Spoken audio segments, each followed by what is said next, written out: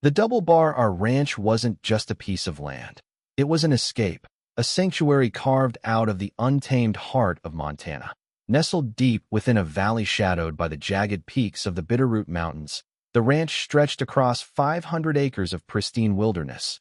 Towering ponderosa pines whispered secrets to the wind, while the crystal-clear waters of the Blackfoot River snaked their way through meadows carpeted with wildflowers. It was a place where the stars blazed with unparalleled brilliance at night, and the only sounds were the rustling of leaves and the distant howl of a coyote. The owner, a man named Jake, had inherited the ranch from his grandfather, a grizzled old cattleman who had carved a life out of the unforgiving landscape.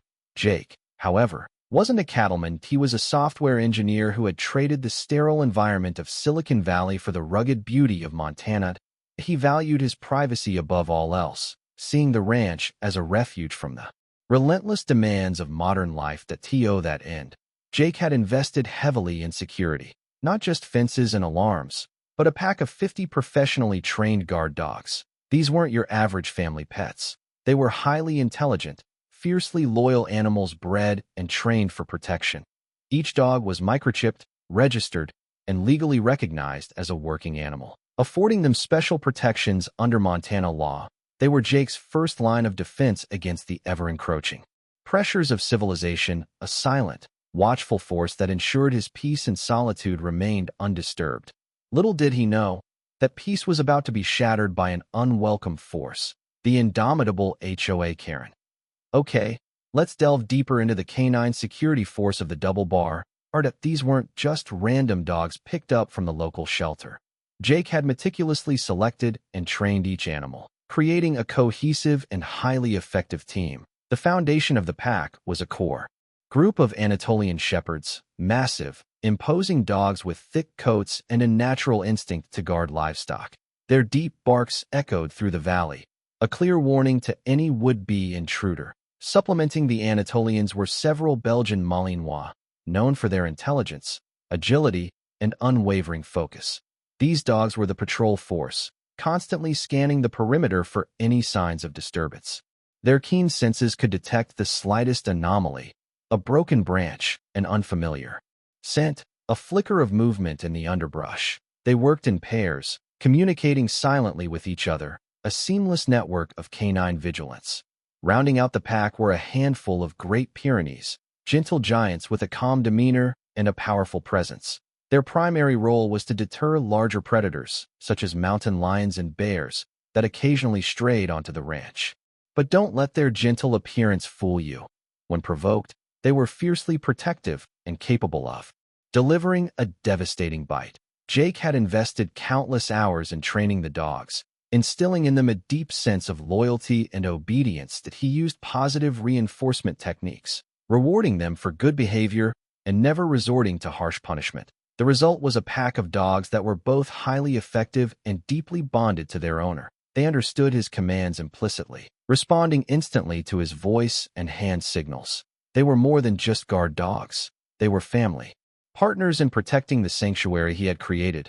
Each dog had a name, a personality, and a crucial role to play in the delicate ecosystem of the Double Bar. They were ready for anything, or so Jake thought. Now, let's meet the catalyst of the impending chaos. Karen. Call her simply Karen feels insufficient. Like labeling a hurricane a light breeze, she was a force of nature, a walking, talking embodiment of suburban entitlement, with a permanent helmet of impeccably styled blonde hair and an unshakable belief in her own righteousness. Karen reigned supreme over the local homeowners association, a position she wielded with the ruthless efficiency of a seasoned dictator. She thrived on enforcing the rules, no matter how petty or absurd, and took a perverse pleasure in pointing out the flaws of others. Her meticulously manicured lawn was a testament to her dedication to order, and woe betide anyone whose landscaping dared to deviate from her rigid standards. But Karen's ambition extended beyond the confines of the HOA. She saw herself as a community leader, a visionary capable of transforming their sleepy suburban enclave into a utopian paradise, whether they wanted it or not. Her ideas were often grandiose and impractical, ranging from mandatory synchronized swimming classes to a neighborhood-wide ban on the color beige. She had clashed with Jake before, of course. His refusal to join the HOA, his unconventional landscaping, which she considered a blatant violation of the community aesthetic, and his general disregard for her authority had made him a prime target of her ire. She viewed his secluded ranch with suspicion and resentment, seeing it as an affront to the spirit of community and a personal challenge to her power. It was only a matter of time before her self-righteous indignation would lead her to cross the line. A line clearly marked with private property, signs, and patrolled by 50 very serious dogs. The stage was set for a showdown of epic proportions, a clash between suburban entitlement and rural self-reliance, with a pack of highly trained canines caught in the middle. Driven by a potent cocktail of boredom, resentment, and an inflated sense of community spirit, Karen hatched her audacious plan. It began, innocently enough, with a Pinterest board titled Community Bonding Activities. There were suggestions for potlucks, movie nights, and even a synchronized dog-walking event, which Jake would undoubtedly boycott, she fumed. But nothing seemed quite impactful enough. Then, scrolling through images of idyllic campsites bathed in golden sunlight, it struck her like a bolt of inspiration. A community camping weekend, a chance for everyone to connect with nature, build lasting friendships, and most importantly, show Jake what he was missing by isolating himself on that wild, unkempt ranch of his. The Double Bar R, with its sprawling meadows and picturesque river, was the obvious choice. Never mind that it was private property, clearly marked with no trespassing signs. Karen dismissed such trivialities with a wave of her hand. Rules were for those who lacked vision, for those who couldn't see the bigger picture. Besides, she reasoned, wouldn't Jake be thrilled to share his little slice of paradise with his neighbors? Surely, deep down, he craved the sense of belonging, the camaraderie that only a well-organized community event could provide. And so, fueled by her unwavering self-assurance and a complete disregard for boundaries, Karen set her plan in motion. She envisioned families gathered around crackling campfires, children roasting marshmallows, and neighbors sharing stories under the starry Montana sky. She pictured Jake, humbled and grateful, finally accepting her as a leader and embracing the spirit of community. The reality, of course, would be far, far different. With the enthusiasm of a general preparing for war, a war against Jake's privacy, that is, Karen began recruiting her troops. She sent out a mass email, decorated with cheerful emojis and promises of unforgettable memories, inviting the community to join her for a spontaneous camping adventure. The response was surprisingly enthusiastic. Many of her neighbors, tired of the mundane routine of suburban life, were eager for a weekend getaway, especially one that required minimal planning on their part. Karen, of course, took all the credit for their adventurous spirit. She carefully selected her invitees, prioritizing those who were most likely to support her and least likely to question her authority. There was Mildred, the HOA secretary, a loyal follower who hung on Karen's every word. There were the Thompsons, a young couple with 2 rambunctious children who were always looking for free entertainment. And, of course, there was Brenda, Karen's best friend and confidant, who shared her disdain for Jake and his antisocial behavior as the RSVPs poured in. Karen felt a surge of triumph. 21 people had signed up, enough to make a statement, enough to demonstrate the power of community, enough to completely overwhelm Jake's peaceful sanctuary. She meticulously organized the logistics, assigning campsites, coordinating potluck dishes, and even planning a schedule of activities, including a nature scavenger hunt and a campfire sing-along. Not once did she consider contacting Jake. Asking for permission would have been an admission of weakness, a recognition of his authority. Besides, she reasoned, it was better to ask for forgiveness than permission, and she was confident that once Jake saw how much fun everyone was having, he would be grateful for her initiative. The date was set, the supplies were gathered, and the troops were ready to march. The invasion of the Double Bar R was about to begin. The day arrived crisp and sunny, perfect. Camping weather. A caravan of SUVs, packed to the brim with tents, sleeping bags, coolers, and overexcited children, snaked its way down the dusty road leading to the Double Bar R. Karen, at the helm of her immaculate minivan, felt a thrill of anticipation. This was it, the culmination of her carefully laid plans. The moment she would finally bring community spirit to Jake's isolated existence. As they approached the ranch, the no trespassing signs seemed to multiply, a silent chorus of disapproval. But Karen simply pressed on, her determination unwavering. She navigated the caravan through a gap in the fence, a gap that the Malinois would have already noted and reported, and onto the sprawling meadow that bordered the Blackfoot River. The scene that unfolded was a carefully orchestrated chaos. Tents sprung up like colorful mushrooms, lawn chairs were unfolded, and coolers were unloaded with the precision of a pit crew. Children shrieked with delight as they raced through the tall grass, oblivious to the potential dangers lurking beneath. The air filled with the sounds of laughter, chatter, and the unmistakable aroma of grilling hamburgers. Karen surveyed the scene with satisfaction. It was exactly as she had envisioned, a vibrant tapestry of community spirit woven into the fabric of Jake's secluded ranch. She imagined him watching from afar, his heart swelling with gratitude, finally understanding the value of belonging. But as the sun began to dip below the horizon, casting long shadows across the meadow, a subtle unease began to creep into the atmosphere. The sounds of the wilderness seemed to intensify, the rustling of leaves growing louder, the distant howl of a coyote sounding closer. And then they heard it, a low, guttural growl that sent a shiver down their spines. It was a sound that spoke of power, of protection, of a force that was not to be trifled with. The party was just getting started, but the dogs were watching. The initial growl was dismissed as the sound of a distant farm dog, nothing to worry about. But as the evening progressed, the subtle signs of the dog's presence became more pronounced. A pair of eyes, glowing faintly in the darkness beyond the campfire, would disappear as quickly as they appeared. A low bark, carried on the wind, seemed to come from all directions at once. The adults, engrossed in their conversations and potluck dinners, barely noticed. But the children, with their heightened senses and vivid imaginations, began to feel uneasy. Little Timmy Thompson, a particularly imaginative 7-year-old, tugged on his mother's sleeve. "Mommy," he whispered, "I think we're being watched." His mother, distracted by a conversation about the latest HOA drama, brushed him off. "Don't be silly, Timmy. It's just your imagination." But Timmy wasn't imagining things. He had seen them, fleeting glimpses of large, shadowy figures moving silently through the trees. He had heard them, the soft padding of paws on the forest floor, the rustling of leaves that seemed too deliberate to be caused by the wind. He knew, instinctively, that they were not alone.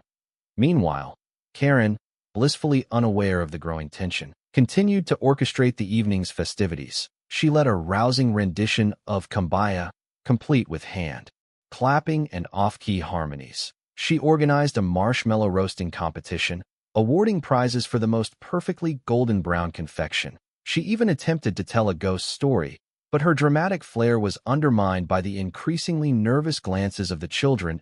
As the campfire dwindled and the stars began to emerge, a sense of foreboding settled over the campsite. The dogs were closing in, their presence growing more palpable, their intentions becoming increasingly clear. The spontaneous camping adventure was about to take a very unexpected turn. The suburbanites were about to learn a valuable lesson about respecting boundaries, a lesson delivered by 50 very determined guard dogs. The turning point came with a rogue frisbee. Little Billy Thompson, emboldened by his earlier marshmallow roasting victory, decided to showcase his throwing skills. He launched the plastic disc with all his might. Aiming for a distant tree, the frisbee soared through the air, a brightly colored projectile against the darkening sky, before veering off course and landing with a thud in the tall grass at the edge of the campsite. Before anyone could react, a massive shadow detached itself from the tree-line. It was an Anatolian shepherd, its thick coat blending seamlessly with the surrounding darkness. The dog stood motionless, its eyes fixed on the frisbee, its posture radiating a silent warning. Billy, frozen in fear, took a tentative step forward. "Here, boy," he stammered, his voice barely a whisper. "Nice doggy."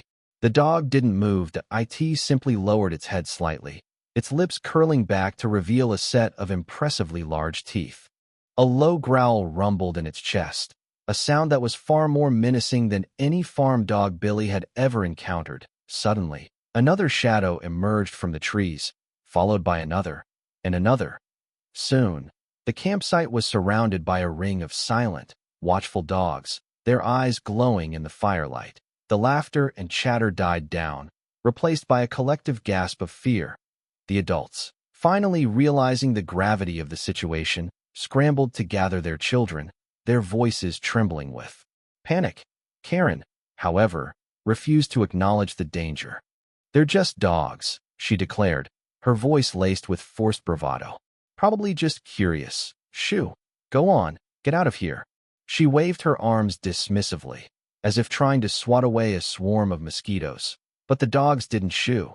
They didn't bark. They simply stood their ground, their silent presence a far more terrifying threat than any amount of noise could have conveyed. The community camping weekend had officially crossed the line from awkward to terrifying. The dog's initial warning was a masterclass in canine communication in wild barking. No uncontrolled aggression, just a clear and unmistakable message, *You are not welcome here*. The Anatolians formed the front line, their massive frames acting as a physical barrier. The Malinois, agile and alert, weaved through the crowd, subtly herding the campers towards the center of the campsite, away from the perimeter. The Great Pyrenees, despite their gentle appearance, positioned themselves strategically between the campers and the woods, deterring any attempts to flee into the darkness. When little Susie Thompson, Timmy's younger sister, started to cry, her mother instinctively reached out to comfort her. But as she moved towards Susie, one of the Malinois stepped forward, blocking her path with a low growl and a flash of teeth that it wasn't an attack, but a clear indication that any sudden movements would be met with resistance. Panic began to set in.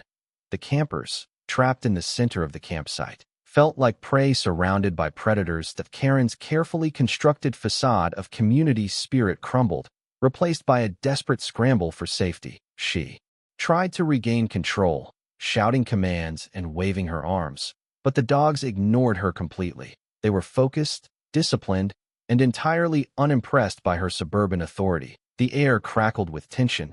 The dogs' growls grew louder, their bared teeth more prominent. They began to circle the campsite, their movements coordinated and purposeful. That it was a display of power, a demonstration of their ability to control the situation. The campers were at their mercy, and they knew it. The realization dawned on them that this wasn't just a minor inconvenience, a slight misunderstanding. They had trespassed on private property, and they were now facing the consequences. The dogs were not playing around. The carefully constructed veneer of suburban civility shattered completely. Fear, raw and primal, took over. Accusations flew like poison darts. "Karen, what have you done?" shrieked Mildred, her voice barely audible above the whimpering of the children. "I told you this was a bad idea." "It's not my fault," Karen retorted, her voice trembling despite her best efforts. "They're just dogs. They wouldn't actually hurt us, would they?" She glanced nervously at the surrounding canines, her bravado rapidly evaporating. Brenda, Karen's usually loyal confidant, turned on her with venom. "You dragged us out here without even asking. You knew this was private property. You've put us all in danger." The Thompsons, their children clinging to their legs, were inconsolable. "We're going to get eaten alive," sobbed Mrs. Thompson, her face buried in her husband's shoulder. Mr. Thompson, his face pale with fear, frantically searched for his cell phone, desperate to call for help. But the signal was weak, barely a flicker of hope in the face of impending doom. The children, sensing the adults' terror, began to scream and cry. The campsite transformed into a scene of utter chaos, a cacophony of fear-fueled hysterics. The dogs, unfazed by the noise, continued their silent vigil, their presence a constant reminder of the campers' precarious situation. Karen, realizing the gravity of her actions, felt a wave of guilt wash over her. She had been so focused on proving her point, on asserting her authority, that she had completely disregarded the safety and well-being of her neighbors. She had led them into a situation that was rapidly spiraling out of control, and she had no idea how to get them out. The triumphant vision she had conjured earlier in the day had been replaced by a terrifying reality, a reality where she was responsible for the safety of 21 people, surrounded by 50 very angry dogs. Desperate to regain control of the situation, Karen reverted to her default setting. HOA president. She puffed out her chest, straightened her perfectly coiffed hair, and adopted her most authoritative tone. "Okay, everyone, calm down," she commanded, her voice trembling slightly. "These dogs just need to know who's in charge." She took a tentative step towards the nearest Anatolian shepherd, a hulking beast with eyes that seemed to glow in the darkness. "Good boy," she said, her voice wavering. "Nice doggy, sit." The dog didn't flinch. That IT simply stared at her, its expression unreadable. Karen, undeterred, repeated her command, this time with more force. "Sit. I said sit. Do you understand me?" The dog let out a low growl, a sound that sent a shiver down Karen's spine. She quickly realized that her usual tactics of intimidation and condescension were completely ineffective against these highly trained animals. They didn't care about her title, her authority, or her perfectly manicured lawn. They only responded to one thing: their owner. Frustrated and humiliated, Karen turned her attention to the Malinois, hoping they would be more receptive to her commands. "Heel," she barked, pointing her finger accusingly. "Heel, stay, leave it." The Malinois, agile and intelligent, simply tilted their heads, as if trying to decipher her nonsensical babble. They had been trained to respond to specific commands, delivered in a clear and consistent manner. That Karen's frantic shouting and random gestures were meaningless to them. One of the Malinois even seemed to find her antics amusing, letting out a soft snort that sounded suspiciously like laughter. Karen's face flushed with anger. She had never been so thoroughly ignored, so completely dismissed. Her authority, the very foundation of her existence, had been rendered utterly useless. The dogs had made it clear. She was not in charge.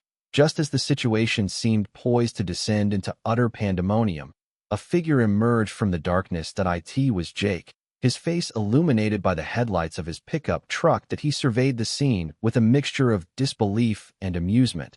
The chaotic campsite, the terrified campers, the silent ring of dogs. It was a tableau of suburban folly at its finest. He stepped out of the truck, his boots crunching on the gravel. The dogs, recognizing his scent and his presence, immediately ceased their circling. They remained vigilant, but their posture relaxed, their growls subsided. They were still on guard, but they were now under control. Jake took a deep breath, trying to suppress a smile. He had been alerted to the intrusion by the dog's internal communication system, a series of barks and howls that he had learned to interpret over the years. He had initially dismissed it as a false alarm, perhaps a wandering deer or a curious coyote. But when the barks became more insistent, more urgent, he knew something was amiss. As he walked towards the campsite, the campers parted like the Red Sea, their eyes wide with a mixture of fear and hope. They recognized him as their potential savior, the only one who could control the canine army that had them trapped. Jake stopped in front of Karen, his expression unreadable. "What?" he asked, his voice calm but firm, "is going on here?" Karen, her face pale and streaked with tears, stammered, "Jake, it's a community camping weekend. We just wanted to connect with nature." Jake raised an eyebrow, his lips twitching slightly. "On my property, without my permission." The silence that followed was broken only by the whimpering of the children and the soft panting of the dogs. The suburbanites were about to face the music. With a subtle shift in his posture and a barely audible word, Jake took complete control. "Easy, kids," he murmured, his voice carrying a surprising amount of authority. "Back to the perimeter, settle." The dogs responded instantly. The Anatolian shepherds, the largest and most intimidating of the pack, took a step back, their massive bodies lowering slightly. The Malinois, agile and alert, moved silently to the edge of the campsite, forming a watchful barrier between the campers and the surrounding woods. The Great Pyrenees, gentle giants by nature, remained close to the children, offering a silent reassurance that it was a breathtaking display of training and obedience. The dogs, despite their size and power, were completely under Jake's command.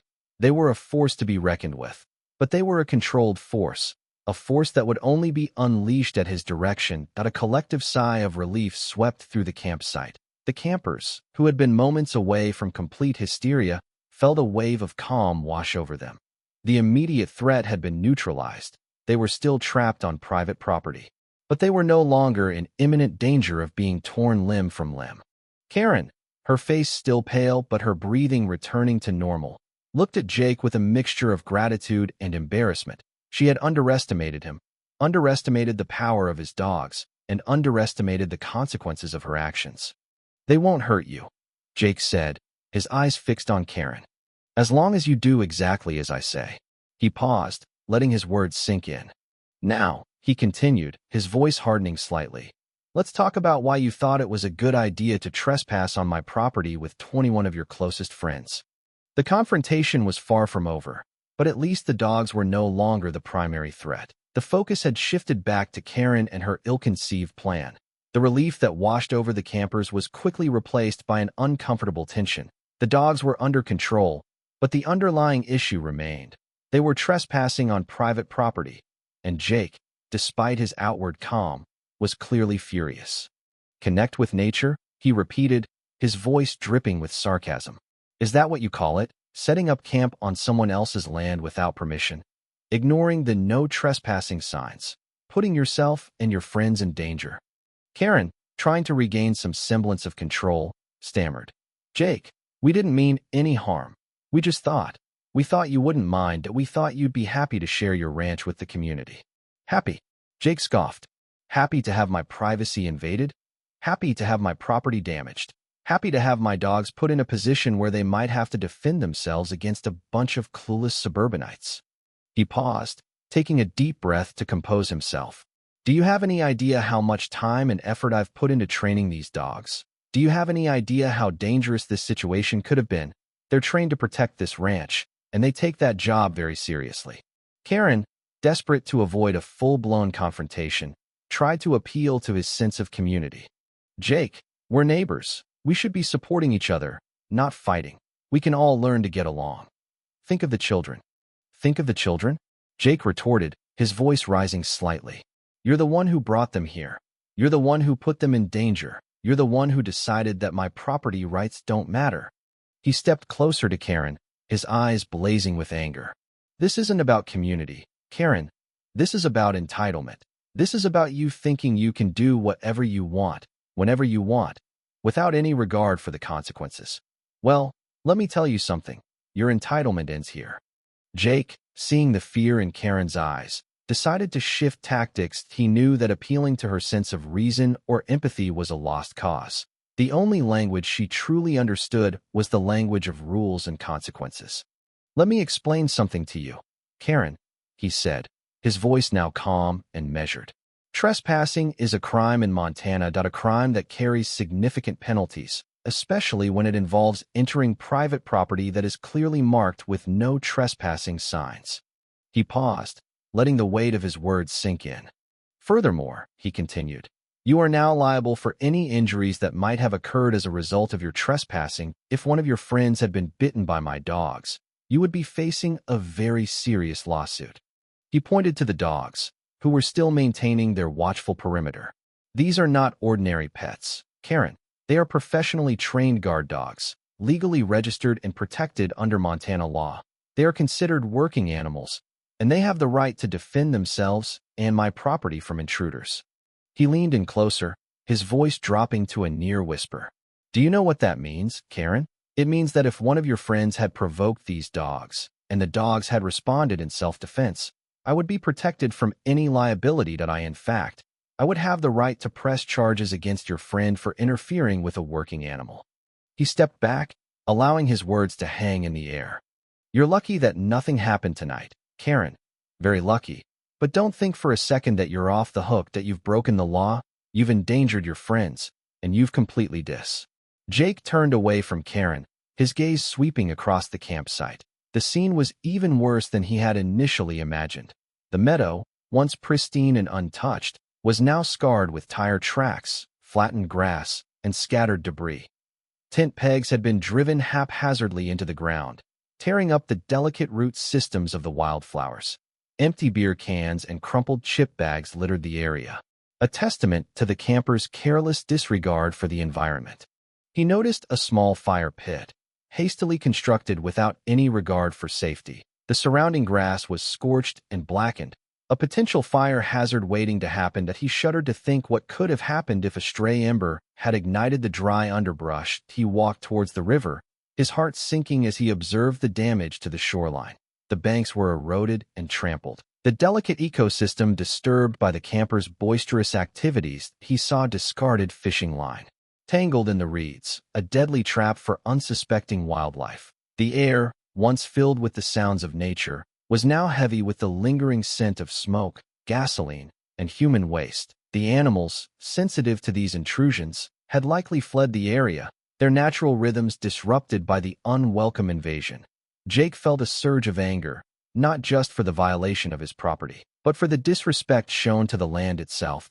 He had worked hard to preserve this sanctuary, to protect its natural beauty from the relentless encroachment of civilization. And now, in a single afternoon, Karen and her friends had undone much of his efforts. He knew that the land would eventually recover, but the scars would remain, a constant reminder of the selfishness and entitlement that had led to this disastrous community camping weekend.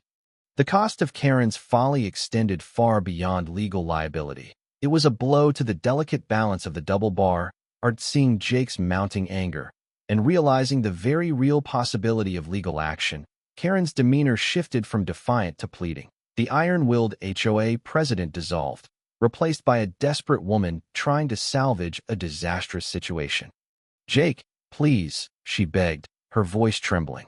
"I am so sorry. We didn't understand the extent of the damage. That will clean everything up. I promise that we'll make it right. Just please don't call the police." She wrung her hands, her perfectly manicured nails digging into her palms. "Think of my reputation.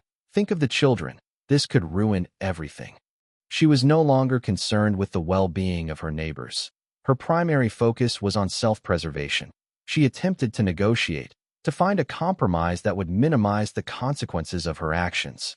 We could make a donation to your favorite charity. We could volunteer to help you with the ranch. We could even join the HOA."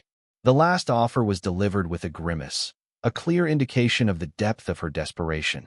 The thought of submitting to Jake's authority, of relinquishing her control over the community, was almost unbearable. She tried to appeal to his sense of decency, to portray herself as a victim of circumstance. "It was just a mistake, Jake. A silly, spontaneous mistake that we didn't mean to cause any harm. Please, can't you find it in your heart to forgive us?" But Jake remained unmoved. He had seen through her facade, recognized her plea for what it was, a desperate attempt to avoid the consequences of her actions. He knew that any leniency on his part would only embolden her, reinforcing her belief that she could get away with anything. The time for forgiveness was over. The time for accountability had arrived.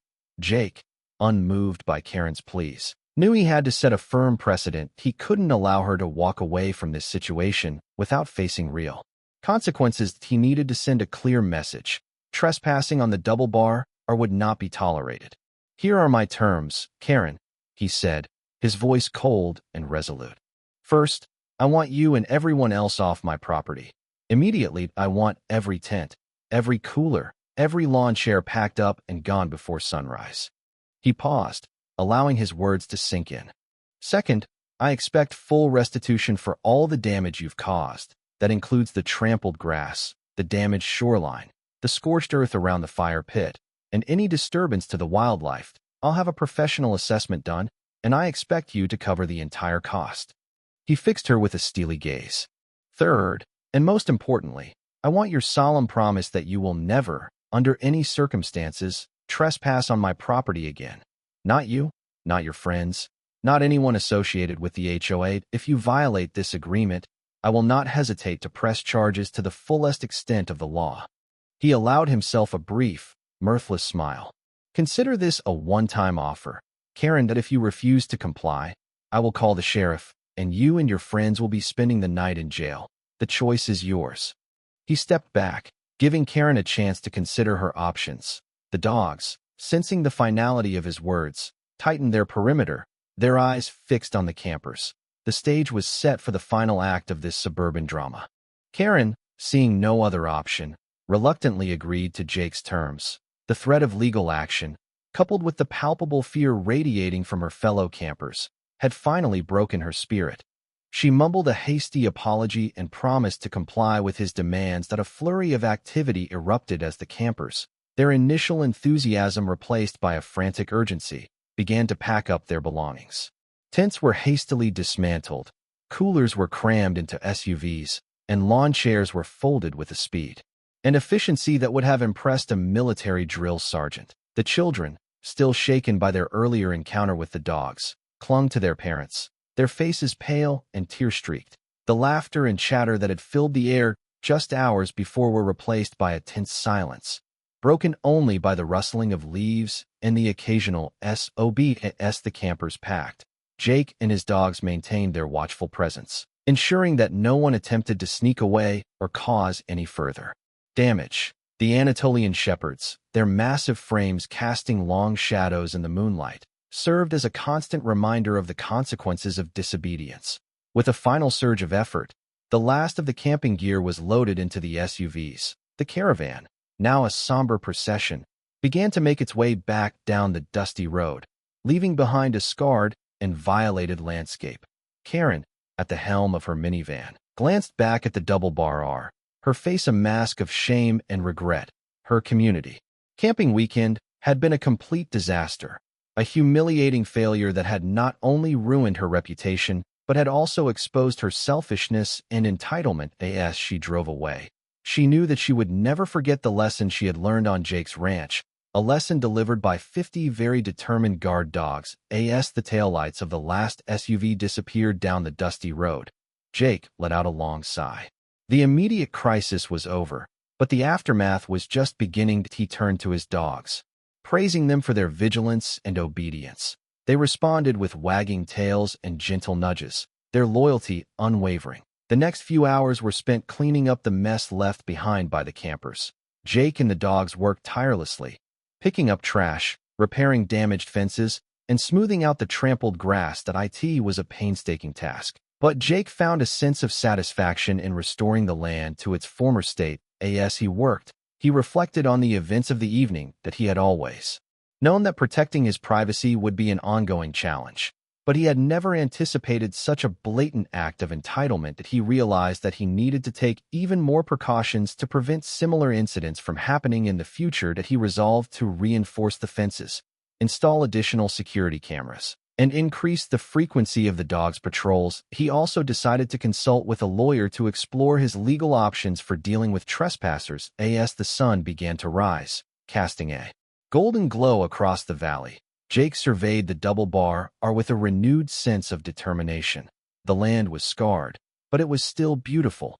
His privacy had been violated, but his spirit remained unbroken. He knew that protecting his sanctuary would require constant vigilance, but he was willing to do whatever it took to preserve the peace and tranquility that he had found in this remote corner of Montana.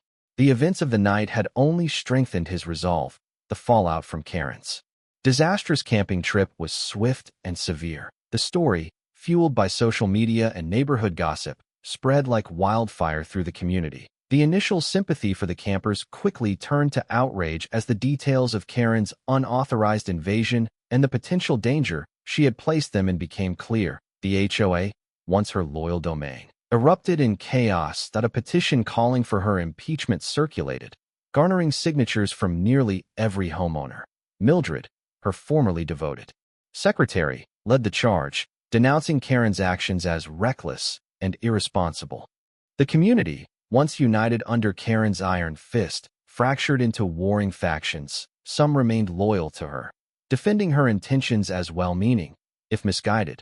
But the majority turned against her, ostracizing her at social gatherings and whispering behind her back. The Thompsons, still traumatized by their encounter with the dogs, threatened to sue Karen for emotional distress. Other campers, fearing legal repercussions, distanced themselves from her, claiming that they had been misled about the nature of the trip. Karen, once the queen bee of the neighborhood, found herself isolated and alone.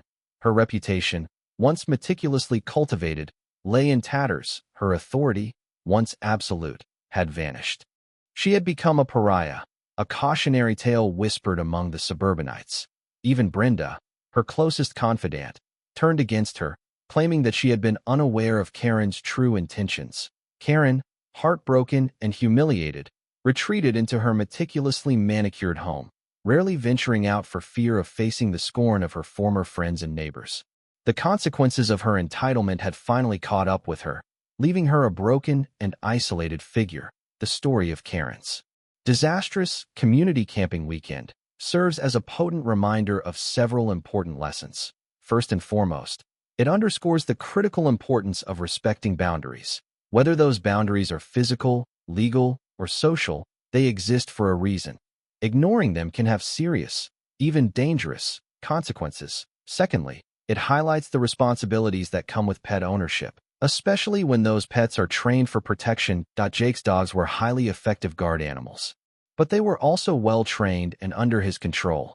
Responsible pet ownership means ensuring that your animals are properly trained, socialized, and contained, and that you are prepared to take responsibility for their actions. Finally, and perhaps most importantly, the story serves as a cautionary tale about the dangers of entitlement. Karen's belief that she was entitled to use Jake's property, regardless of his wishes, led to a cascade of negative consequences, not only for herself, but for her friends and neighbors. Entitlement breeds arrogance, disrespect, and a lack of empathy for others. It is a destructive force that can tear apart communities and damage relationships. The Double Bar Ranch remains a sanctuary, a place of peace and tranquility protected by a dedicated owner and his loyal canine companions. And Karen, forever branded by her ill-conceived camping trip, serves as a reminder that even the most well-intentioned actions can have devastating consequences when fueled by entitlement and a disregard for the rights of others. The wilderness, both within ourselves and in the world around us, demands respect, and sometimes it takes 50 guard dogs to teach us that lesson.